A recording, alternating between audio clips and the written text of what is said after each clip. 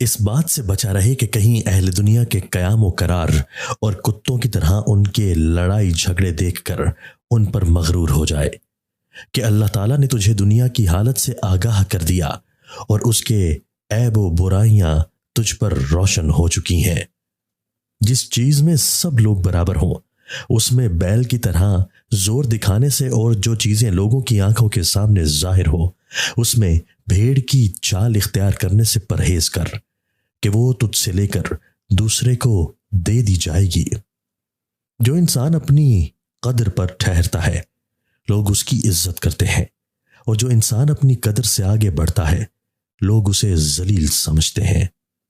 کسی امن اور اطمینان کی حالت میں مغرور نہ ہو، کیونکہ ایسی اطمینان کی حالت میں مغرور نہ ہونا، کیونکہ ایسی اطمینانی حالت ہی میں تجھ پر مصیبت آ پڑے گی اور تو گرفتار ہو جائے گا۔ اپنی کامیابی پر مت اتراؤ، کیونکہ تجھے یہ اطمینان نہیں کہ کل تجھے کیا پیش آئے گا، اور زمانہ تجھ پر غالب ہو جائے گا۔ انسان اس عمر پر کس طرح خوش ہوتا ہے جو گھنٹوں کے گزرنے سے گھٹتی جاتی ہے، اور اس جسم کے سلامت رہنے پر کیوں کر مغرور ہوتا ہے جو جہاں کی آفتوں کا نشانہ ہے۔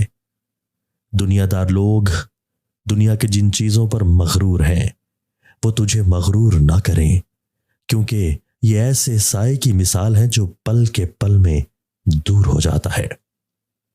قیامت میں سب سے زیادہ اور سخت عذاب اس شخص کا ہوگا جو اللہ تعالیٰ کی تقدیر پر ناخوش ہوتا ہے۔ نصیب ایک ایسی چیز ہے کہ جو اس کو طلب نہ کرے اس کو بھی مل جاتی ہے۔ موت کا وقت مقرر اور روزی پہلے سے بڑھ چکی ہے، بس کوئی شخص روزی دیر سے پہنچنے سے پریشان نہ ہو، کیونکہ لالچ کرنے سے روزی کچھ پہلے نہیں مل جاتی۔ اللہ تعالیٰ سے حیا کرنی بہت سے گناہوں کو مٹا دیتی ہے، اور اس کی تقدیر و قسمت پر راضی ہونا مصیبتوں کو پیچھے موڑ دیتی ہے۔ تقدیر الہی انسان کی تجویر اور تدبیر کے تابع نہیں، بلکہ جو مقدر ہو چکا وہی ظہور پذیر ہوتا ہے۔ گویا کوئی ایسی ہی تدبیر چلائے مگر وہ کام نہیں آتی۔ کام وہ ہوتے ہیں جو تقدیر میں لکھے ہیں، تقدیر کے آگے تدبیر کچھ کارگر نہیں ہوتی۔ اگر مخلوق کے رزق ان کی عقل کے مطابق تقسیم کیے جاتے تو جانوروں کے حصے میں کچھ نہ آتا۔ جہالت کی انتہا یہ ہے کہ جاہل انسان اپنی جہالت پر خوشی منائے، اور سخاوت کی انتہا یہ ہے کہ جو کچھ بھی موجود ہو سب کچھ اللہ کی راہ میں خرچ کر ڈالے۔ معتبر بندے کی بات کے سوا کسی کی بات پر دھیان مت دیں۔ اگر دوسرے لوگوں کی سنی سنائی باتوں پر عمل کرے گا تو جلد ہی بھاری نقصان اٹھائے گا۔